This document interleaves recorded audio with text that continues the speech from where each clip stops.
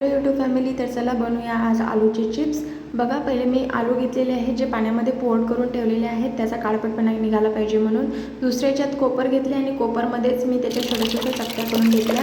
नंतर मी स्वच्छ आलू चिप्सला धुवून घेतले। जवळपास मी 4 ते 5 वेळा पाणी बदललेलं आहे आणि ते जे पिवळं पाणी दिसत होतं जोपर्यंत ते पूर्ण निघून नाही केलं तोपर्यंत मी त्या पाण्यामध्ये चेंज केले आहे, पाणी बदलत राहिले आणि सोबतच 2-3दा तुरटी फिरून घेतलेली आहे। जास्त वेळ तुरटीला ठेवायचं नाही आहे, नाहीतर तुमचे चिप्स हे लाल पडू शकतात। सोबतच जर तुम्ही काय केलं, पाण्याच्या कॉन्टॅक्टमध्ये जर आलूला ठेवलं नाही तर बाहेरच्या ॲटमॉस्फिअरमध्ये आल्यानंतर आलू हे काय दिसतात तर काळसर दिसतात, कारण त्याच्यामध्ये स्टार्च असते।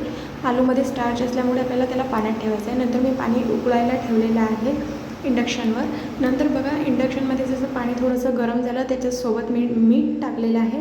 मीठ टाकल्यानंतर थोडीशी तुरटी डीप केलेली आहे। थोड्या वेळसाठी 1-2दा असं फक्त फिरवून घेतलं आहे, तुरटी टाकून ठेवायची नाही आहे, फक्त जस्ट असं फिरवायचं आहे। आणि त्याच्यानंतर आलू व्हायला महत्त्व आहे, कशाप्रकारे आपण आलू शिजवून घेतो याला खूप महत्त्व आहे। हे बघा, मी एक पांढरा असा दुपट्टा टाकून ठेवलेला आहे, जे मी घरातच वाढवणार आहे, उन्हात वाढवायचे नाही चिप्स। उन्हात वाढवल्यामुळे पण भरपूरदा चिप्स लाल पडतात। हे बघा, चिप्स झालेले नाही आहेत, मी दाबून बघितलं आहे। चिप्स झाले कसे हे समजतात, ते जास्त शिजलेले पण नको आणि कमी पण शिजलेले नको, दोन्हीमुळे पण प्रॉब्लेम होतो। बघा, आता मी पुन्हा चिप्स शिजवायला ठेवलेले आहेत। एकदा मी थोडंसं फिरून घेत आहे आणि चेक करत आहे।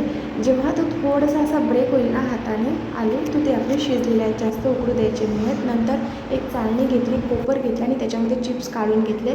पूर्ण चिप्स हे सुकवून घेतलेले आहेत। बघा, असे वाळू घातलेले आहेत। जवळपास याला अर्धा ते 1 दिवस लागलेला आहे। फॅनखाली मी वाळू घातलेला आहे याला पूर्ण ड्राय होण्यासाठी आणि खूप चविष्ट झालेले आहेत, छान अशी टेस्ट झालेली आहे।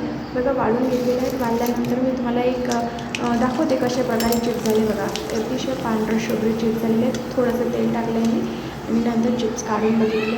एकदा नक्की ट्राय करा आणि मला कमेंट सेक्शनमध्ये कळवा, तुमचे चिप्स नेहमी बिघडतात का किंवा लाल पडतात का, काळे पडतात का? तर ही जर पद्धतीने केलं तर